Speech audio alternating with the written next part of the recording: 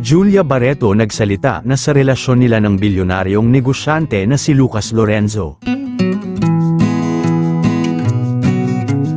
Naku mga Mars, kumapit ka dahil kumpirmado na may relasyon nga si Julia Barreto at ang negosyante na si Lucas Lorenzo. Sino ba si Lucas Lorenzo? Si Lucas po ay kapatid ng napangasawa ng kapatid ni Julia na si Claudia na si Basti Lorenzo. Ang panganay naman na kapatid ni Lucas ay ang napangasawa ng aktres na si Erich Gonzalez. Matagal nang nauugnay ang pangalan ni Julia Barreto kay Lucas Lorenzo kung saan engaged na nga raw ang dalawa.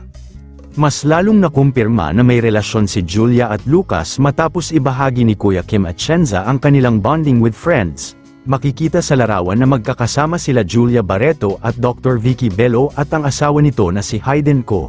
Kasama din sa naturang larawan ang kapatid ni Julia na si Danny Barreto at ang asawa nito. Pumapagitna naman ang boyfriend ni Julia Barreto na si Lucas Lorenzo kung saan nasa gilid naman si Julia. Napansin naman ng mga netizens ang couple polo na suot-suot ni Julia Barreto at rumored boyfriend na si Lucas na parehas na puting polo. Mukhang handa na si Julia Barreto na ipakilala sa madla ang kanyang karelasyon at kung sakali ay baka i-announce na ni Julia na engaged na siya at malapit ng ikasal.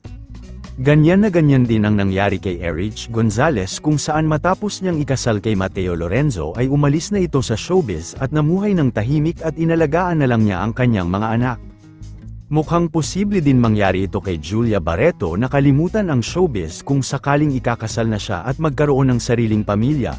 Nasa tamang edad naman na si Julia ngayon kaya dapat raw ay maging masaya na lang tayo para sa kanya. Yun lamang po, ano ang masasabi mo sa balitang ito, comment mo sa ibaba. Huwag kakalimutan i-like ang video na ito. Maraming salamat po sa panonood.